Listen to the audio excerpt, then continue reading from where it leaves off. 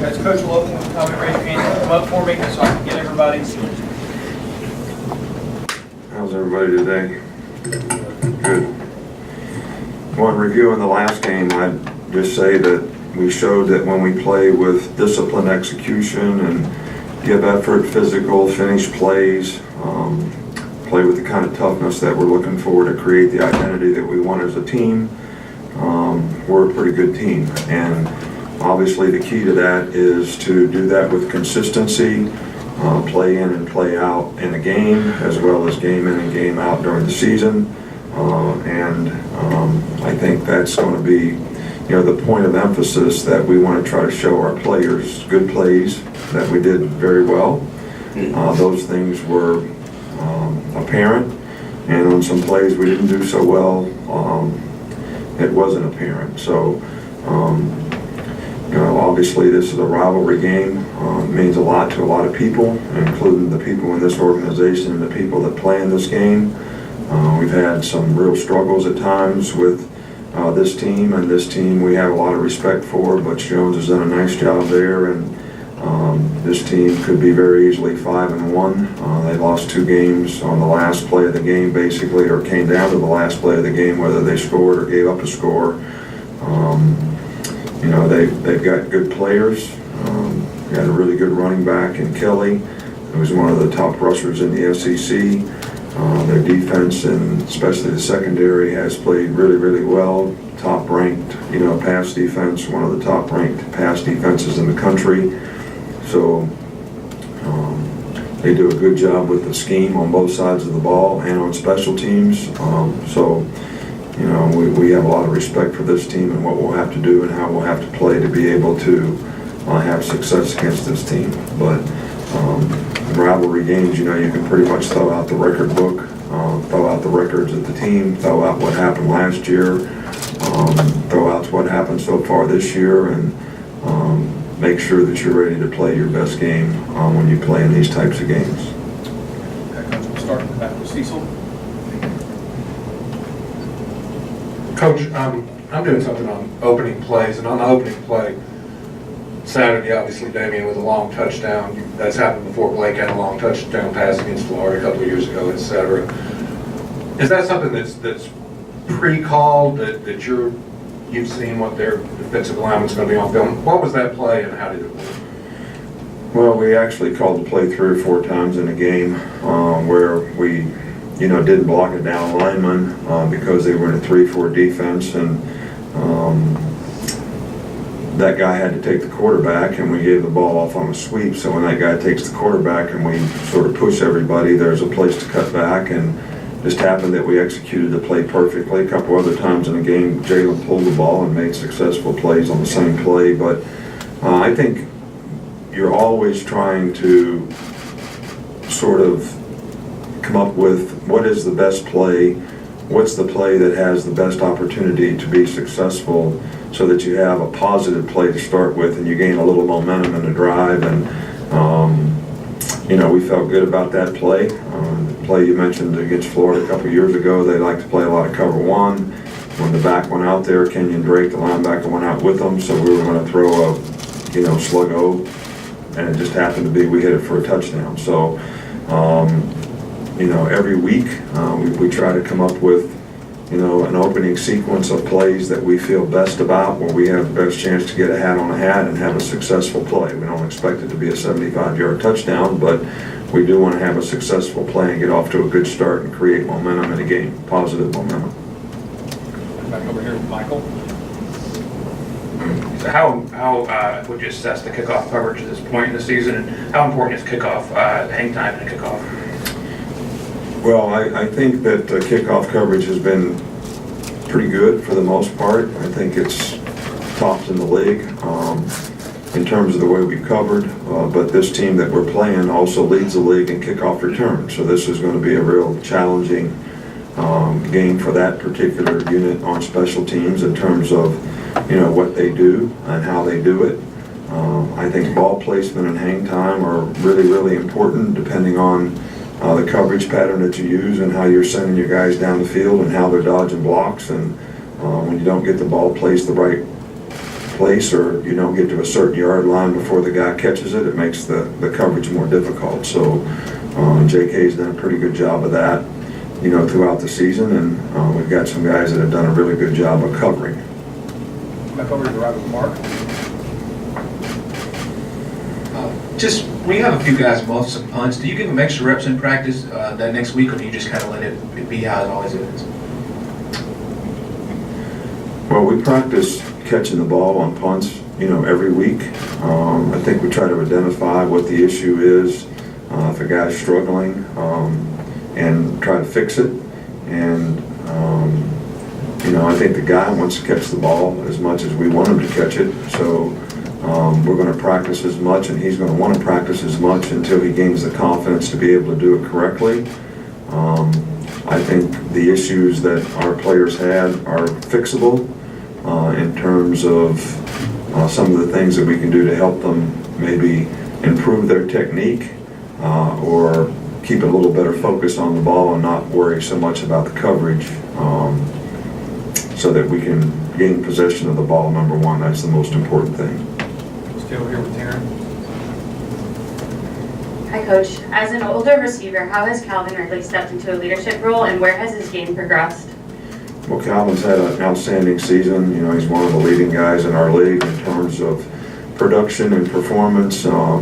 He sets a great example for the young guys, and has been a really good leader in that regard. And I think that's helped those younger guys on our team this year who have made a significant contribution be able to do that, show a little more maturity, at some point, sort of manage their frustrations better so they can continue to play at a high level. So we're pleased with Calvin's performance, and we're very pleased with his leadership role, that the example that he set and the time that he's taken to try to affect the other guys in a positive way.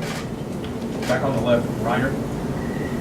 On the first 15 plays, you guys kind of rotated the receivers out, kind of had a combination of, Ridley, Sims, and Foster in one group, and then the freshman receivers in the other. What's the philosophy behind getting maybe the freshmen on the field all at the same time versus? Well, there really isn't a philosophy behind it.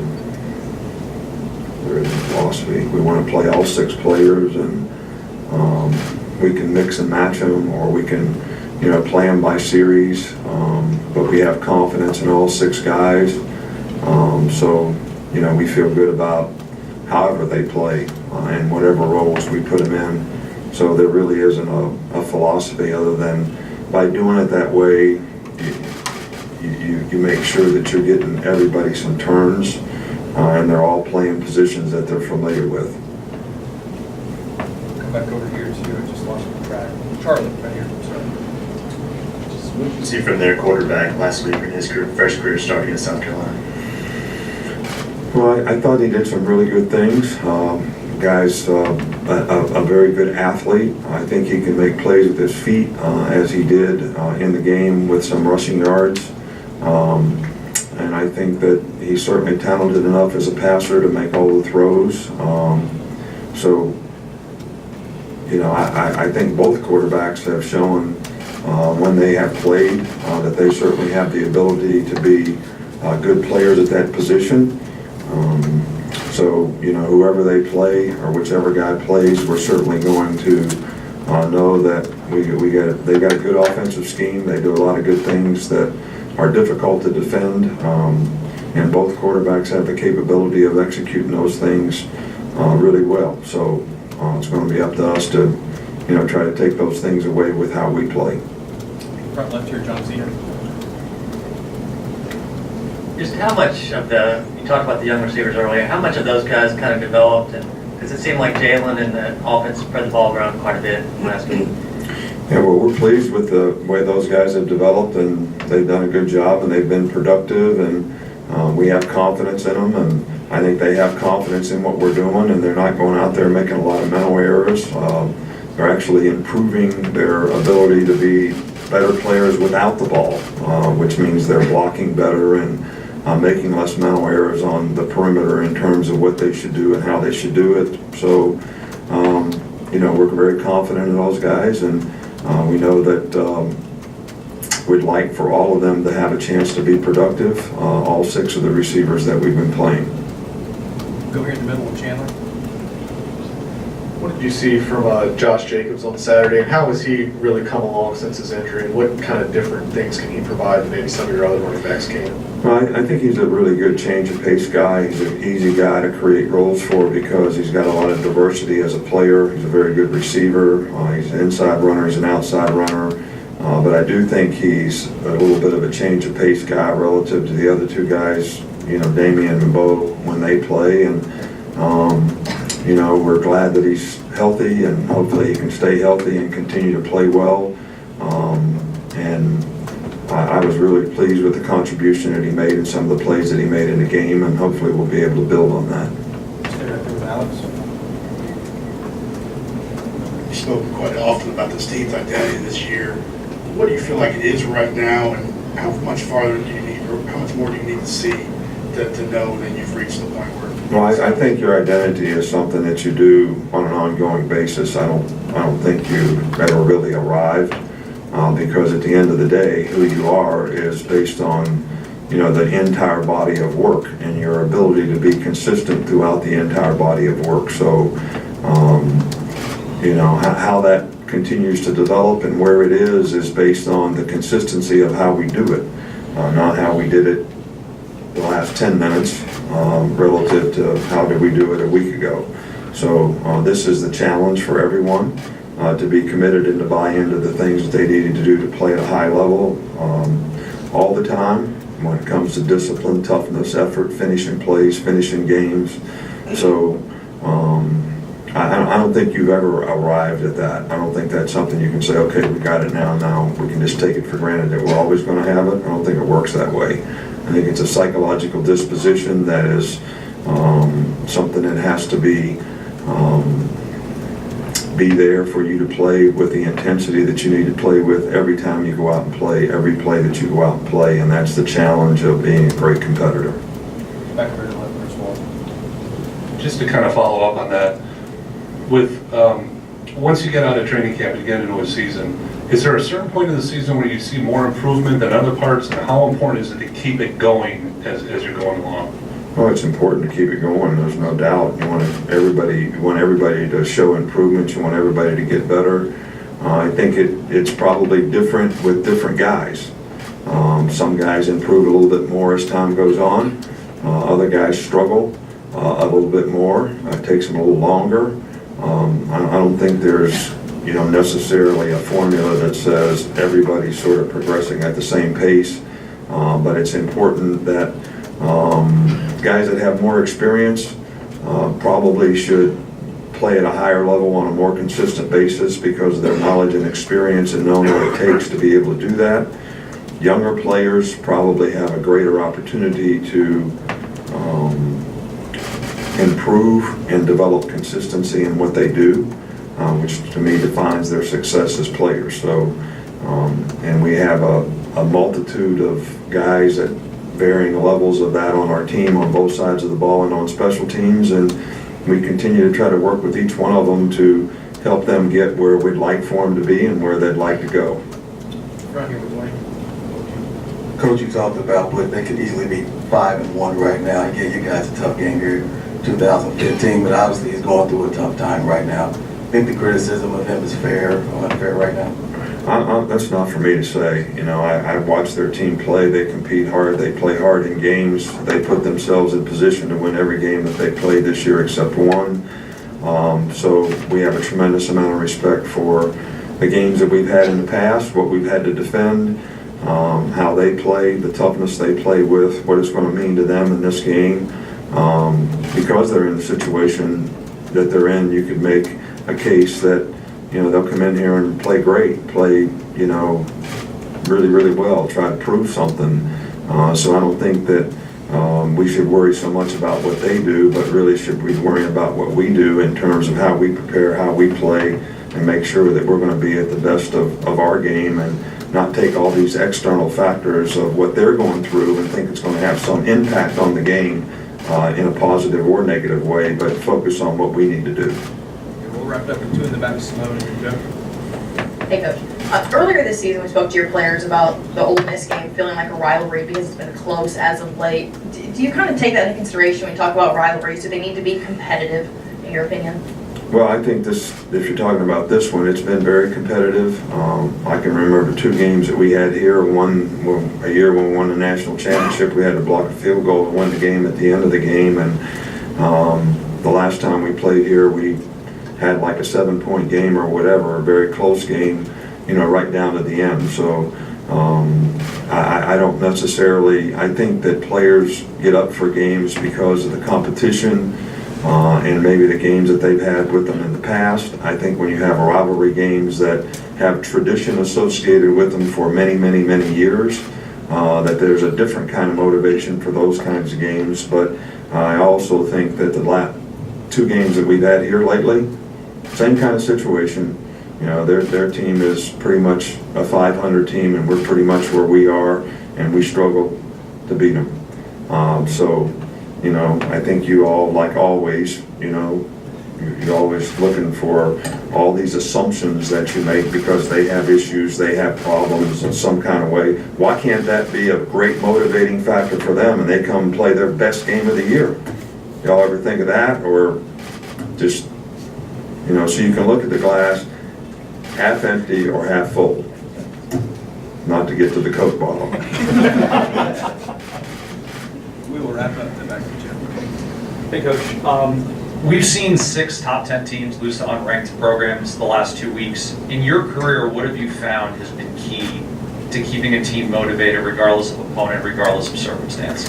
Well, you know, I think that that's the challenge. And, you know, not to belabor or beat a dead horse, but the rat poison that we talked about, the external factors that are out there that talks about what you all talk about, like they got all these problems, so, you know, it should be, we just show up and flip the coin, and I don't know why we'd even play the game because of all the assumptions that get made. Well, if our players think that way, how are they going to play? Are they going to play to the standard that they need to play to? So I think that's the challenge. And I think, you know, when you listen to Washington State's coach talk after the game, that's what he's talking about. So, you know, you got to give the other team credit, you got to respect your opponent, and you got to play to a high standard all the time. And that's the challenge. And I think what people don't really understand is it's not the human condition to be that way. The human condition for everybody is to survive. All right, that's how we all got here, that's how we all started, that's what we all want to do. It wasn't to be the best that you could be or win the championship, that's special. All right, so to get a group of people to be special all the time, in every situation, with all the noise and external factors and all the stuff that's out there, it's a real challenge. And that's why people in the top 10 get beat every week, and that's what we're trying to avoid by having the right psychological disposition to what we have to do to play at a high standard, regardless of what anybody else's circumstances are, and to try to block out all the noise that gets created, which we appreciate because it creates interest in our game. So I really do respect and appreciate every one of you. Do I agree with you? Not always. Is that it? Thank you.